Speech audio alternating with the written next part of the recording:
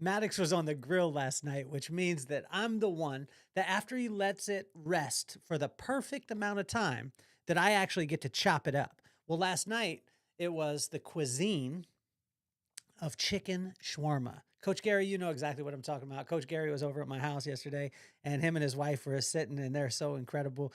They came by to pick up their son Justin. They got Maddox and Justin got to play some 7-on-7 yesterday, and they stopped by, and I could see Coach Gary. He was in the kitchen. He smelled the chicken that had just come off the grill.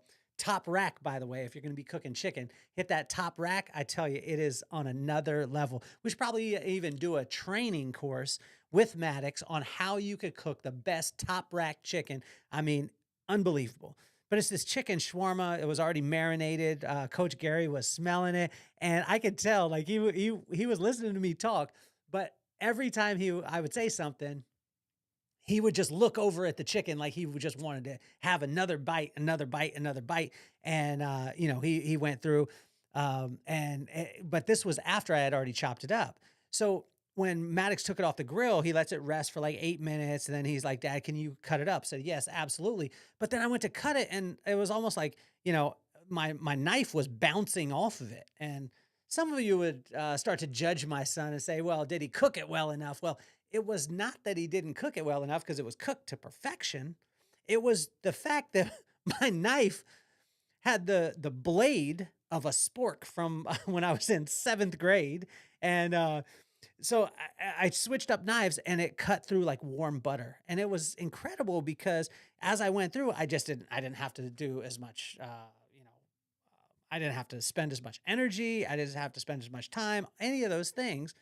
And it just cut right through it. Well, then when it was cut up and Coach Gary came, I mean, I swear he probably ate, probably a quarter of the chicken because it was just so good. And I wanted to apologize to Chef Maddox for even coming next to your culinary masterpiece from the top rack that when you did those chicken thighs last night, and I came at it with a spork trying to cut it. And what it opened up to me was that the quality of our knife, right? And the quality of the blade and how sharp the blade is going to be the thing that either cuts away the noise or keeps the noise in our life. And in Proverbs 7, as I woke up and I read, it begs the question, are you using a high quality blade, which is wisdom, to cut through all the noise that you constantly hear? Well, sometimes I am, sometimes I'm not. I apologize, Chef Maddox, for my misstep. So why don't we get this party started?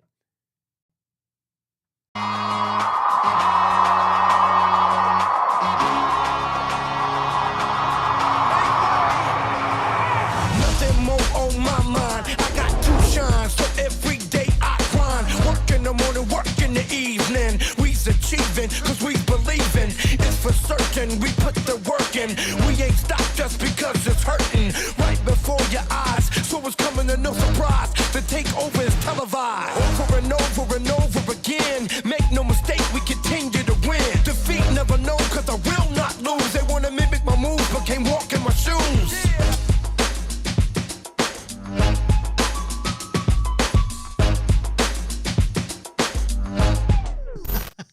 Chef Maddox was on another level last night. Like this guy is incredible. He's been watching Nick DiGiovanni on YouTube.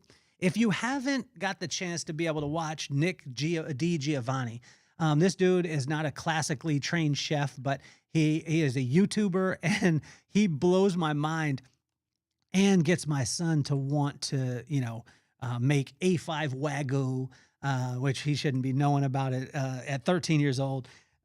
He knows how to create the perfect crust on a ribeye, perfect medium well, or medium rare. I mean, the kid is doing some incredible things, and he's teaching me so many things. So last night when he cooked the chicken, and top rack, by the way, if you're doing chicken on your grill, you got a top rack, pop it on the top rack, get you the grill as hot as you possibly can, and then turn off the burners on the side where you're going to put the chicken on the top rack. And then I tell you, it'll create a little crust to it, keep it juicy. I mean, it is unreal. But if you get a chance to be able to come over and have Mr. Maddox, Chef Maddox, cook for you, it's amazing. But don't have his pops uh, cutting it with a spork. You guys know exactly what I'm talking about. If you don't know what a spork is, you haven't lived yet. And growing up in Lompoc, California, and going to Vandenberg Middle School and going to Cabrillo High School, sporks were all the rage. I think we should bring them back. I think that they should become a part of, they should make them actually out of metal. So maybe we'll make the first metal spork, which will be great.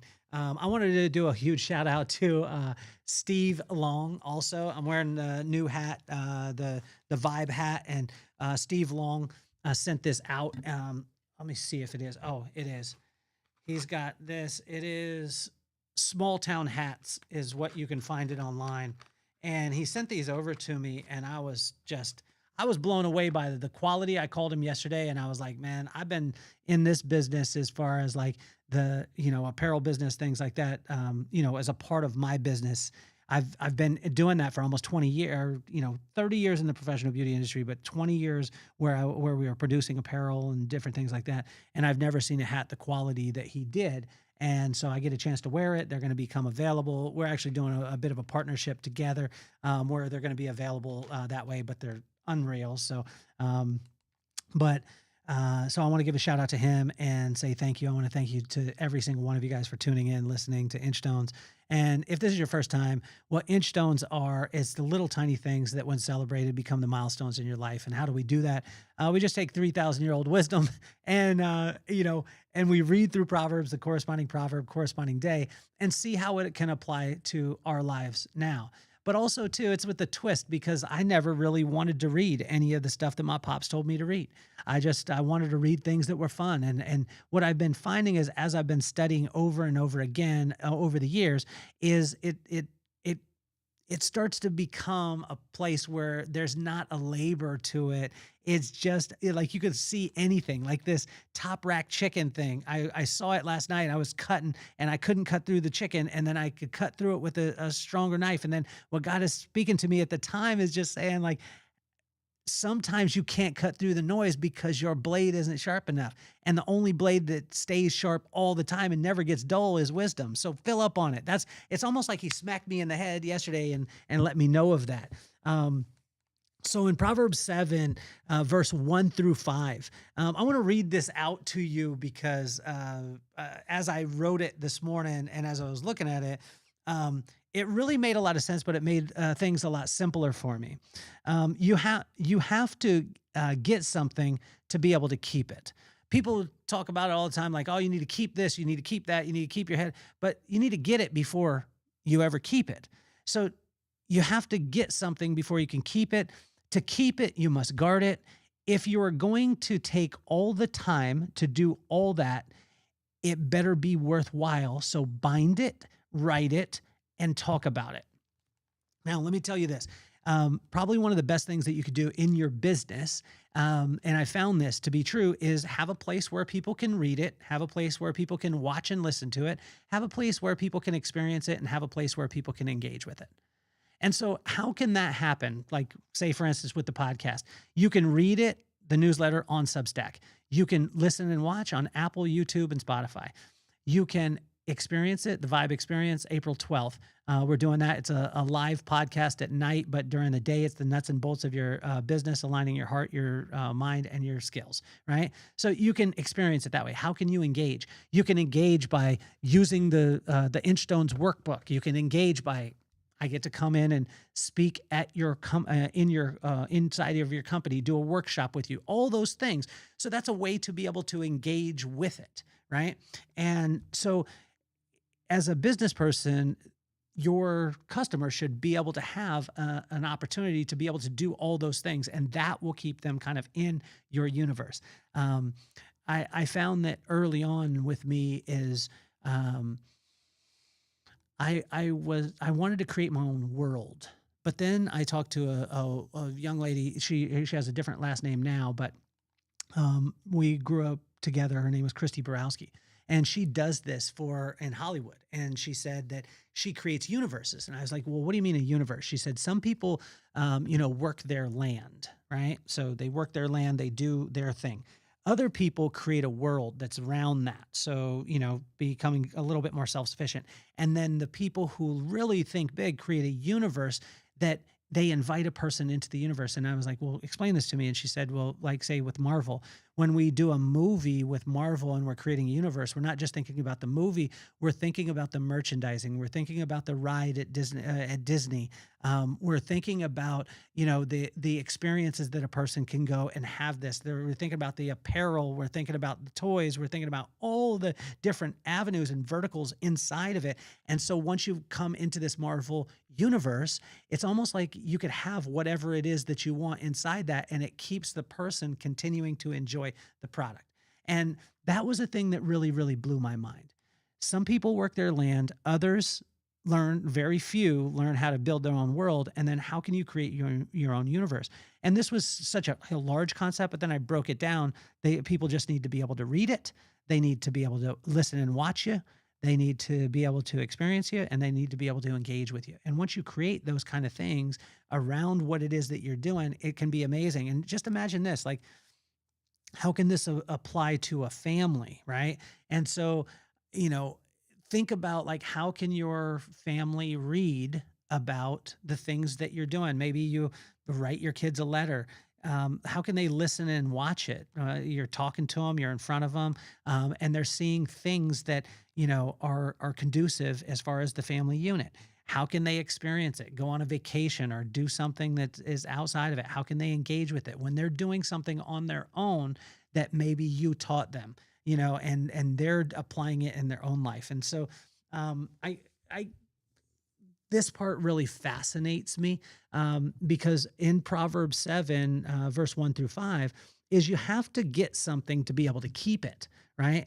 To keep it, you must guard it. And if you're going to take all the time to do all of that, it better be worthwhile, right?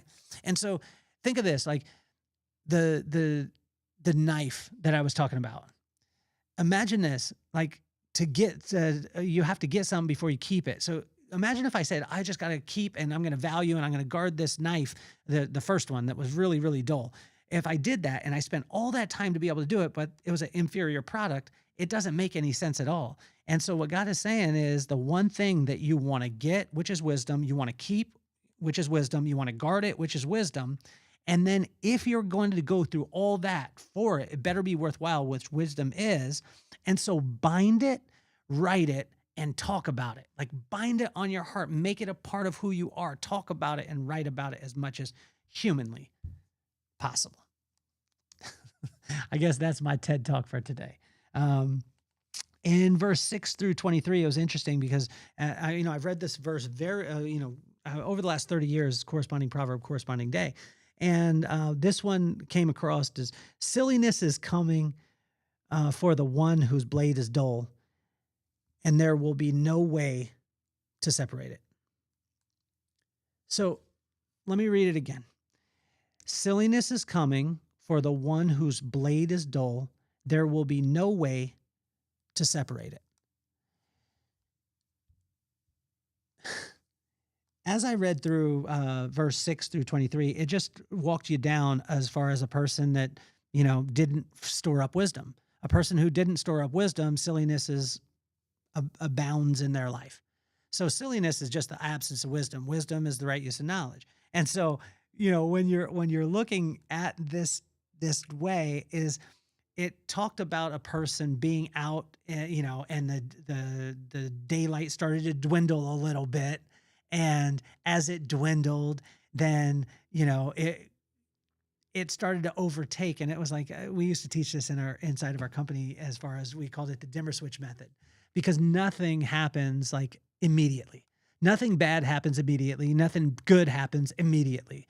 Now, there's always shocks to the system. If you buy a lottery ticket, then you just win, and that's amazing. But most likely, if you buy a lottery ticket and you won, most of the time you bought a bunch of them, so it wasn't the first time that you bought it. You just are only talking about the one time that you win. So it comes over time. Anything that is worthwhile comes over time. And the opposite, like, anything like darkness. It's not like darkness comes upon us in an instant. It doesn't. It just little bit by little bit by little bit, and it dulls the senses. Then it dulls the senses, and we get to a point where we say, "There's no big deal at all. We're good." And then boom, we find ourselves in a spot that we shouldn't be in. Well, that doesn't happen in an instant. It happens little bit by little bit, and that's what it was talking about with silliness. Silliness is coming, and for the one whose blade is dull, there will be no way to separate it. You won't be able to separate it with a dull knife. That spork that I had, I won't be able to cut through the silliness. And what God is saying is just take and invest in as much wisdom as humanly possible. And where can we get that? It's just from the fear of God, and the fear of God is the respect of God. And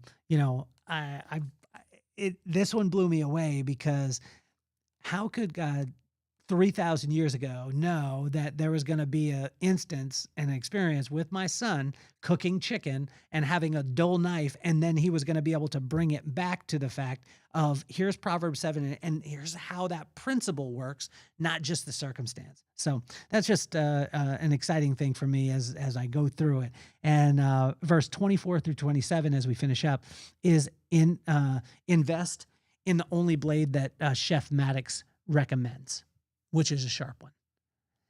You see, my son didn't want me to cut the chicken that he prepared perfectly with a dull knife because it wasn't going to cut through it. And on the flip side of it, God doesn't want us to go through and, there's going to be so many different aspects of our lives that there'll be noise, and we just have to cut through it. If we try and do it with the dull knife, it ain't going to work. And, it hit me pretty hard, not only last night while I'm going through it, but this morning while I'm reading Proverbs 7, how it just connects it. Silliness is getting mad at the spork for not cutting properly. Wisdom is the sharp knife that cuts through all of the nonsense. So sometimes we get a chance, and we have the tendency, and I do this a lot, we have the tendency to get mad at the knife, but we're using it for the wrong thing. The spork is amazing, and I think we should bring it back. I think all of us should bring it back, and we should have it in our houses and things like that. But if you're cutting with it, it doesn't do anything at all. And some of us are trying to cut through the noise. We're saying, oh, no, we're good. I'm going to put myself around all this noise, and I'm going to be able to cut through it. But I'm using the wrong tool. And what God is saying is, like, he wants to give you wisdom, which is an everlasting sharp blade that will be able to cut through all of the noise and be able to cut through that perfectly cooked top rack chicken that Maddox makes, and make sure that it's prepared perfect so Coach Gary can steal it all and eat it all before we even have dinner. I love you, Gary. You're incredible. So quick review is just to make sure, guys, and have a knife that has a sharp blade, and to be able to cut through all of that noise. So if you want to read it, Substack, check out our newsletter. If you want to watch it and experience it, it's here on YouTube, Spotify, Apple. If you want to experience it, the Vibe Experience, April 12th. It's going to be an incredible weekend, or one day, I should say. It's a Saturday. And if you want to engage with it, we're going to have the workbook out soon. But what I would also suggest is just take the corresponding proverb, corresponding day, it'll take maybe 15 minutes, and read it and write down just one verse that meant something to you. I want to thank you for tuning in. Share it with your friends. Do all those things. My name is Kelly Cardenas, and I'm officially off the hot seat. Peace, love, and soul, baby.